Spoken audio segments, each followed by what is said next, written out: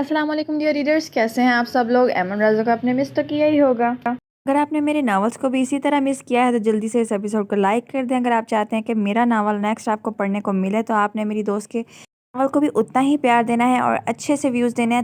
بیگم صاحبہ یا کمرہ تیمور صاحب کا ہے آپ؟ ملازمہ نے کہا تو زہرا نے ایک دم گھور کر اس کی طرف دیکھا۔ آپ کمرے میں چلی جائیں، میں کچھ کھانے کے لیے لاتی ہوں آپ کے لیے۔ وہ غصے سے کمرے میں انٹر ہوئی۔ اتنا بڑا اور عالی شان کمرہ تھا تیمور کا کہ پہلے تو وہ کمرہ دیکھ کر حیران رہ گئی تھی، مگر جب اس کی نظر تصویروں پر پڑی تو وہ اس شخص کو نفرت بھری نگاہوں سے دیکھنے لگی۔ تم نے اچھا نہیں کیا تیمور خان، میرے ساتھ میں تم سے بدلہ لے کر رہوں گی۔ جیسے تم نے میری عزت کو، میرے باپ کی عزت کو مٹی میں ملایا، میں بھی تمہاری عزت کو مٹی میں ملا دوں گی۔ وہ تصویروں کو دیکھتی ہوئی دل ہی دل میں بولی۔ تیمور خان کمرے میں دروازے پر کھڑا تھا، بازو فولڈ کیے، نگاہوں میں سرد لہجہ لیے زہرا کو ہی دیکھ رہا تھا۔ اس کے لبوں پر ایک تلخ مسکراہٹ تھی، جیسے وہ اس کے دل کی ہر بات سن چکا ہو۔ بدلہ؟ اس کی گہری اور روبدار آواز اچانک زہرا کے کانوں میں گونجی تو وہ ایک دم چونک کر پلٹی۔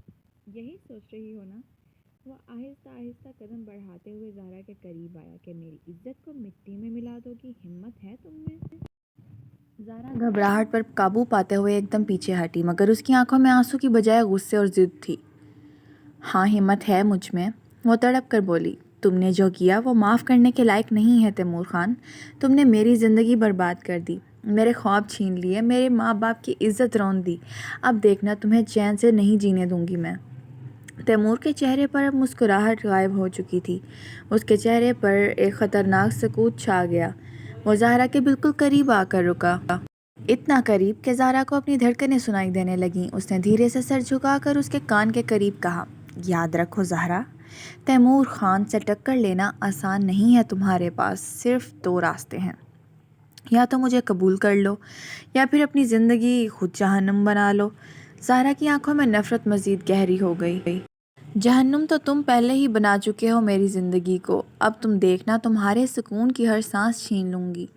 تیمور کے لبوں پر پھر سے ایک ہلکی مسکراہٹ ابھری، مگر اس بار وہ خطرناک تھی۔ چیلنج قبول ہے، وہ دھیرے سے بولا اور کمرے سے باہر نکل گیا۔ زہرا کے ہاتھ کانپ رہے تھے، مگر دل کے اندر ایک آگ جل چکی تھی۔ کیا کرنے والی تھی زہرا؟ کیسے بدلہ لینے والی تھی اس سے؟ تیمور خان تمہارے لیے یہی بہتر ہوگا، تم اس لڑکی کو اس کے گھر واپس چھوڑ آؤ یا اپنی ماں اور بیوی کو لے کر یہاں سے چلے جاؤ، کیونکہ میں اپنے شوہر کے قاتل کی بیٹی کو اس گھر میں برداشت نہیں کروں گی۔ تم نے ہمارا مان توڑا ہے، ہم نے سوچا تھا ہم تمہاری اور عروج کی شادی کروا دیں گے تاکہ ہماری بیٹی بھی اسی گھر میں رہے، اسے غیروں کے ہاتھوں میں نہ دینا پڑے۔ صفیہ بیگم نے تیمور کی طرف دیکھتے ہوئے سرد لہجے میں کہا تو اس نے بھی جھٹ سے جواب دیا، چچی جان، یہ حویلی جتنی آپ کی ہے اس سے کئی زیادہ میری ماں کی اور میری بھی ہے، کیونکہ یہ حویلی میرے بابا نے بنائی تھی اپنی محنت کی کمائی سے۔ اگر میں یا میری ماں آپ کی اور بہروز کی باتیں برداشت کرتے ہیں تو صرف اور صرف اپنے چاچا کی وجہ سے۔ تیمور خان کے لہجے کی سختی اور آنکھوں کی سرخی نے پورے کمرے کا ماحول بدل دیا۔ صفیہ بیگم کے لب کانپ گئے، مگر غرور کے باعث وہ خاموش نہ رہ سکیں۔ بہت زبان چلنے لگی ہے تمہاری تیمور، صفیہ بیگم غصے سے بولی۔ یاد رکھو تمہارے باپ نے چاہے یہ حویلی بنائی تھی، مگر یہاں کے فیصلے ہمیشہ تمہارے چاچا نے کیے ہیں، اور اب ان کی دنیا سے چلے جانے کے بعد سارے فیصلے میں کروں گی۔ تیمور نے قدم بڑھایا، اس کی آنکھوں میں بجلی کوند رہی تھی۔ بس کر دیں چچی، بس کر دیں، میری ماں اس حویلی کی بڑی ہیں اور اس حویلی کے سارے فیصلے، سارے نظام وہ دیکھیں گی۔ اور ہاں، بات رہی میری اور عروج کی شادی کی تو چچی جان یہ ناممکن سی بات ہے۔ عروج کو بہن کہتا ہوں میں، کبھی اس سے شادی کا سوچا بھی نہیں تھا میں نے، میری قسمت میں جو لڑکی تھی وہ مجھے مل گئی ہے۔ زہرا کے ساتھ نکاح میرا فیصلہ تھا اور اس فیصلے کو کوئی نہیں بدل سکتا چچی جان، نہ آپ، نہ بہروز، نہ یہ حویلی والے۔ یہ کہتے ہوئے تیمور کی نظر ایک پل کے لیے عروج پر پڑی، جو دروازے کے پاس کھڑی سب سن رہی تھی۔ عروج کا چہرہ غصے اور دکھ سے لال ہو رہا تھا، مگر اس نے خود کو سنبھالے رکھا۔ اسی لمحے بہروز خان کمرے میں داخل ہوا، اونچا قد، رعبدار شخصیت اور تنی ہوئی رگیں۔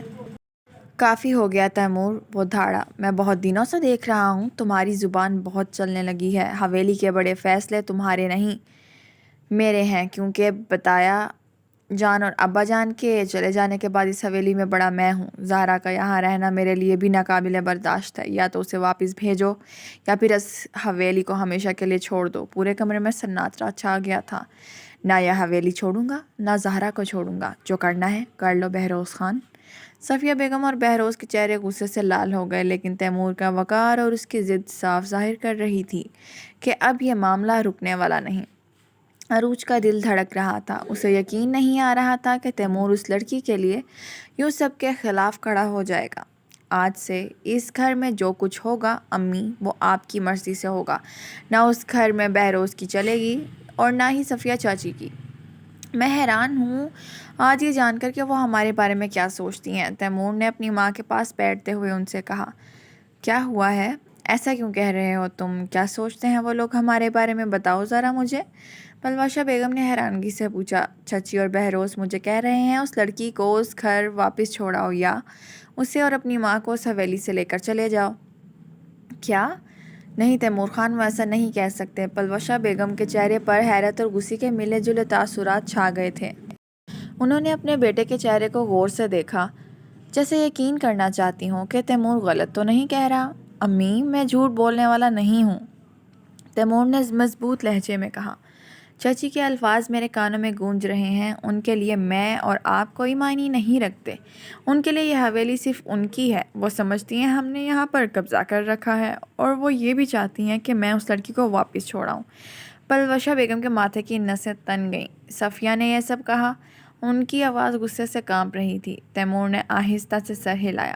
ہاں امی، اور بہروز نے بھی ان کی ہاں میں ہاں ملائی، لیکن میں نے صاف کہہ دیا ہے آج سے اس گھر میں جو فیصلہ ہوگا وہ آپ کا ہوگا۔ نہ بہروز کی مرضی چلے گی نہ صفیہ چاچی کی۔ پلوشہ بیگم کے چہرے پر ایک ہلکی سی مسکراہٹ ابھری، مگر آنکھوں میں درد چھپا ہوا تھا۔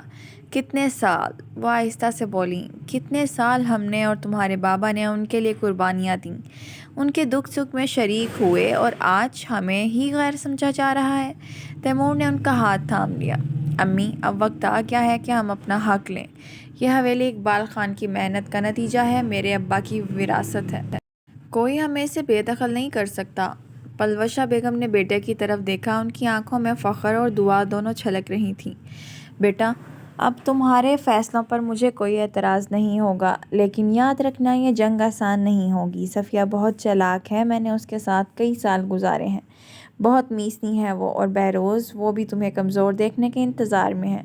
تیمور نے ہلکی سی مسکراہٹ کے ساتھ کہا۔ امی، تیمور خان کمزور نہیں ہوتا۔ میں ان سب کا حساب لوں گا۔ تیمور کہاں ہے اس وقت؟ جلدی دیکھ کر بتاؤ مجھے۔ بیگم صاحبہ، وہ تو ابھی کچھ دیر پہلے اپنی گاڑی میں حویلی سے باہر گئے ہیں۔ ٹھیک ہے، جاؤ تم۔ صفیہ چچی نے یہاں وہاں دیکھا اور فوراً تیمور خان کے کمرے میں چلی گئیں، جہاں صوفے پر زہرا اداس بیٹھی تھی۔ کون ہیں آپ؟ وہ انہیں دیکھ کر ایک دم گھبرا گئی۔ میں وہ ہوں جو تمہیں اس حویلی سے تیمور خان سے نجات دلائے گی۔ ان کی مسکراہٹ خطرناک تھی۔ پلیز مجھے میرے گھر چھوڑائیں، بس ایک بار مجھے اس حویلی سے باہر کا راستہ بتا دیں، میں خود چلی جاؤں گی، پلیز۔ زہرا صوفے کے کونے پر بیٹھی کانپ رہی تھی، آنکھوں میں خوف اور آنسو تیر رہے تھے۔ زہرا، میری بات دھیان سے سنو۔ صفیہ چاچی کی آواز میں ذرا سی نرمی آئی، لیکن لفظوں کے پیچھے زہر چھپا تھا۔ تمہیں لگتا ہے تیمور خان نے تمہیں یہاں لا کر تم سے نکاح کر کے تمہیں عزت دی ہے؟ نہیں لڑکی، تمہیں دھوکے میں رکھا جا رہا ہے۔ تیمور خان ایک لالچی انسان ہے، تمہیں استعمال کرے گا پیسوں کے لیے، دیکھ لینا۔ زہرا نے کانپتے ہوئے ان کی طرف دیکھا۔ دھوکہ؟ کیا مطلب؟ صفیہ چچی نے ایک گہری سانس لی اور آہستہ سے زہرا کے قریب ہوئیں، جیسے کوئی بڑا راز بتا رہی ہوں۔ سچ یہ ہے زہرا، تیمور خان نے تمہیں اس حویلی میں صرف اپنی انا کا کھیل کھیلنے کے لیے بلایا ہے۔ اس کا دل تو کہیں اور ہے۔ میری بیٹی عروج سے شدت سے محبت کرتا ہے وہ۔ زہرا کے جسم میں جیسے بجلی کوند گئی، اس کے لب کپانے لگے۔ کیا یہ سچ نہیں ہو سکتا؟ صفیہ چچی نے موقع کا فائدہ اٹھاتے ہوئے آواز میں مزید نرمی اور چالاکی کھول دی۔ لڑکی، میں جھوٹ کیوں بولوں گی؟ تمہیں نہیں پتا، تیمور اور اس کی ماں پلوشہ نے پہلے ہی طے کر کے رکھا ہے کہ تیمور کی شادی عروج سے ہوگی۔ یہ سب تمہیں نیچا دکھانے کا کھیل ہے۔ ان کے لیے تم بس ایک تماشا ہو، ایک قیدی۔ دیکھنا تمہارے باپ سے بھی پیسے مانگے گا۔ بڑی رقم اور پھر تمہیں تمہارے باپ کے حوالے کر دے گا۔ زہرا کی آنکھوں میں آنسو آ گئے، سانسیں تیز ہو گئیں۔ آپ پلیز مجھے اس حویلی سے باہر لے جائیں، کسی بھی طرح پلیز۔ میں آپ کے آگے اپنے دونوں ہاتھ جوڑتی ہوں، پلیز۔ صفیہ چاچی کے چہرے پر ایک فاتحانہ مسکراہٹ ابھری تھی، جیسے وہ اسی لمحے کا انتظار کر رہی تھیں۔ وہ زہرا کے قریب آ کر بولیں، دھیرے سے بولیں، آواز میں مٹھاس کھولتے ہوئے لیکن لفظوں میں زہر چھپا کر، تم فکر مت کرو، میں ہوں نا تمہارے ساتھ، میں تمہیں آج رات ہی اس قید خانے سے نکال دوں گی۔ زہرا نے آنکھوں سے آنسو پونچھتے ہوئے صفیہ بیگم کا ہاتھ پکڑ لیا۔ پلیز مجھے یہاں سے نکال دیں، میں یہاں ایک پل بھی نہیں رہ سکتی۔ صفیہ چاچی نے زہرا کے سر پر ہاتھ پھیرا، مگر ان کی آنکھوں میں چلاکی جھلک رہی تھی۔ ٹھیک ہے، سنو، 11 بجے جب سب سو رہے ہوں گے، تم اپنے کمرے سے باہر آ جانا، ملازمہ تمہیں خود نیچے لے آئے گی، وہاں سے میں تمہیں باغیچے کے پچھلے حصے میں لے جاؤں گی، وہاں ایک پرانا لکڑی کا دروازہ ہے جو سیدھا باہر کھلتا ہے، کوئی نہیں جانتا اس راستے کے بارے میں سوائے میرے۔ زہرا نے لرزتی آواز میں پوچھا، پھر کیا ہوگا؟ صفیہ چچی نے مصنوعی نرمی سے جواب دیا، پھر میں نے باہر اپنے آدمی کو رکھا ہے، وہ گاڑی کے ساتھ تمہارا انتظار کرے گا، تمہیں سیدھا تمہارے گھر چھوڑ آئے گا، لیکن یاد رکھو زہرا، ایک بار نکلنے کے بعد کبھی پلٹ کر مت دیکھنا، یہ حویلی، یہ لوگ، یہ سب جھوٹ ہیں، تیمور اور اس کی ماں صرف تمہیں استعمال کر رہے ہیں۔ زہرا کی آنکھوں سے آنسو تھمنے کا نام نہیں لے رہے تھے، دل تیزی سے دھڑک رہا تھا۔ آپ سچ کہہ رہی ہیں نا؟ صفیہ چاچی نے اس کا ہاتھ دبا کر کہا، قسم ہے مجھے اپنی بیٹی عروج کی، میں تمہارے ساتھ دھوکہ نہیں کروں گی۔ زہرا کو جیسے یقین آ گیا، اس نے اسپات میں سر ہلا دیا۔ یہ صفیہ چچی کی چال تھی، نہ جانے اب کیا ہوگا۔ 10 بجے ملازمہ کھانا لے کر کمرے میں آئی تو زہرا نے صاف صاف منع کر دیا کہ وہ کھانا نہیں کھائے گی۔ پلیز بیگم صاحبہ، کھا لیں، آپ نے صبح سے کچھ نہیں کھایا۔ میں نے کہا نا، میں نے کچھ نہیں کھانا، نہ میں کچھ کھاؤں گی، میرا دل نہیں چاہ رہا، یہ کھانا لے جاؤ یہاں سے۔ زہرا کو بس اب گھر جانا تھا، اس کا دھیان بار بار گھڑی کی طرف جا رہا تھا، کب 11 بج گئے اور وہ کمرے سے باہر نکل کر اس حویلی سے فرار ہو جائے گی۔ وہ کمرے میں یہاں وہاں چکر لگانے لگی اور دعائیں کرنے لگی کہ تیمور خان آج رات گھر واپس نہ آئے۔ رات کے 11 بج چکے تھے، حویلی کے کوریڈور میں بھیانک سناٹا چھایا ہوا تھا، زہرا کے قدموں کے نیچے زمین جیسے کانپ رہی تھی، دل کی دھڑکن اتنی تیز ہو چکی تھی کہ لگتا تھا اندھیرے میں بھی سب کو سنائی دے رہی ہوگی۔ اس نے ایک بار پھر کمرے کی کھڑکی سے باہر جھانکا، سب کچھ ٹھیک لگ رہا تھا، ملازم کرسی پر بیٹھا جھول رہا تھا، باقی حویلی تاریکی میں ڈوبی ہوئی تھی۔ زہرا نے آہستہ سے دروازہ کھولا، جوتے ہاتھوں میں پکڑے اور دبے قدموں کوریڈور کی طرف بڑھنے لگی۔ جیسے ہی وہ پہلی منزل سے نیچے اترنے لگی، اچانک پیچھے سے کسی نے اس کے منہ پر کپڑا رکھا۔ زہرا کی سانس رک سی گئی، اس کے جسم میں جھرجھری دوڑ گئی۔ چپ، آواز مت نکالو ورنہ سب برباد ہو جائے گا۔ یہ وہی ملازمہ تھی جو روز اسے کھانا دینے آتی تھی۔ زہرا کی آنکھیں خوف سے پھیل گئیں، لیکن ملازمہ نے اسے سختی سے پکڑ کر کوریڈور کے اندھیرے کے حصے کی طرف گھسیٹ لیا۔ زہرا کے دل میں شک اور خوف کا طوفان برپا تھا۔ یہ کیا کر رہی ہیں؟ یہ مجھے کہاں لے جا رہی ہے؟ ملازمہ اسے حویلی کے پچھلے حصے میں لے گئی، جہاں ایک خفیہ دروازہ چھوٹا سا کھلتا تھا۔ باہر ایک کالی گاڑی پہلے سے کھڑی تھی اور اس کے ساتھ ایک لمبا چوڑا آدمی کھڑا تھا جس کا چہرہ سائے میں چھپا ہوا تھا۔ ملازمہ نے زہرا کو اس آدمی کے حوالے کرتے ہوئے دھیمی آواز میں کہا، بیگم صاحبہ، اب آپ آزاد ہیں، یہ آپ کو محفوظ جگہ لے جائیں گے۔ زہرا کا دل جیسے کانپ گیا، ابھی وہ کچھ کہہ بھی نہیں پائی تھی کہ اس آدمی نے سر اٹھایا۔ زہرا کی آنکھیں خوف سے پھٹ گئیں۔ وہ کوئی اور نہیں، بہروز تھا۔ بہروز کے ہونٹوں پر ایک شیطانی مسکراہٹ تھی۔ آزاد؟ تمہیں لگتا ہے تم یہاں سے ایسے ہی آزاد ہو جاؤ گی زہرا؟ زہرا نے پیچھے ہٹنے کی کوشش کی، لیکن بہروز نے اس کا بازو جکڑ لیا۔ آج کے بعد تمہاری قسمت میرے ہاتھ میں ہے، تیمور خان تمہیں مجھ سے بچا نہیں سکے گا۔ زہرا کا دل جیسے بند ہونے لگا۔ بہروز نے زبردستی اسے گاڑی میں بٹھایا۔ اسی دوران دوسری طرف سے کالے رنگ کی رینج روور حویلی کے دروازے کے قریب آئی اور رکی۔ گاڑی کا دروازہ کھلا اور تیمور خان اترا۔ ان کی نظریں سخت سنجیدہ لیکن آنکھوں میں ایک عجیب سا شک تھا۔ جیسے ہی وہ اندر جانے لگا، اچانک حویلی کے پچھلے حصے سے نکلتی ایک تیز رفتاری سے جاتی گاڑی کی لائٹوں کی روشنیاں ملازم اور تیمور خان دونوں نے دیکھیں تو ملازم اس طرف بھاگا۔ یہ حویلی کے پچھلے حصے میں کون تھا؟ کس کی گاڑی تھی یہ؟ وہ چیخا تو سارے اس کی طرف بھاگے۔ جب تک وہ لوگ وہاں گئے، وہ گاڑی حویلی سے نکل چکی تھی۔ تیمور خان غصے سے لال ہو گیا۔ وہ فوراً گاڑی میں بیٹھا اور اس گاڑی کا پیچھا کرنے کے لیے نکل گیا۔ نیکسٹ کیا ہوگا؟ کیا تیمور خان زہرا کو بچا پائے گا؟